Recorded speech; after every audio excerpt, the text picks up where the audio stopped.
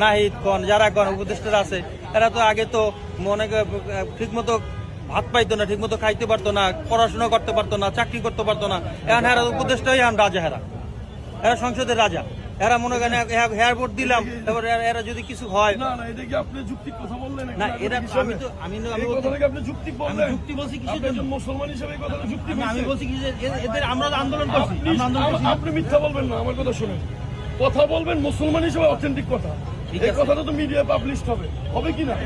আপনি যে গণহারে একটা মানুষকে অপবাদ দিচ্ছেন। না না, আমি বলি কোটি কোটি টাকা মালিক হইছে করতে। আমার কথা এরা কি প্লেনে চলে, হেলিকপ্টারে চলে, এরা বাজারু গাড়িতে চলে করতে। আপনি এখন যে কথাটা বলতেছেন কি ভাইরাল হওয়ার জন্য বলতেছেন? ভাইরাল না, ভাইরাল কিছু না। আমি কেন বলতেছেন? আমি বলতেছি যে একজনের ব্যাপারে মিথ্যা কেন বলবেন? মিথ্যা না, এরা কিভাবে চলতেছে? এটা মিথ্যা না। না কিভাবে এরা টাকা পয়সা পাইছে? এরা কোটি কোটি টাকা করতে হইলে আপনি শেখ হাসিনার আমলে 17 বছর কই ছিলেন?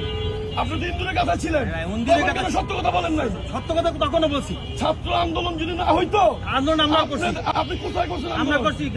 আপনার তো হাজারো লোক ইন্দুর কথাই ছিল। ঠিক আছে, ঠিক আছে। ছাত্র আন্দোলনের মাধ্যমে আজকে সমস্ত রাজনৈতিক দল মাথাচাড়া দিচ্ছে। সত্যটাকে সত্য বলবেন।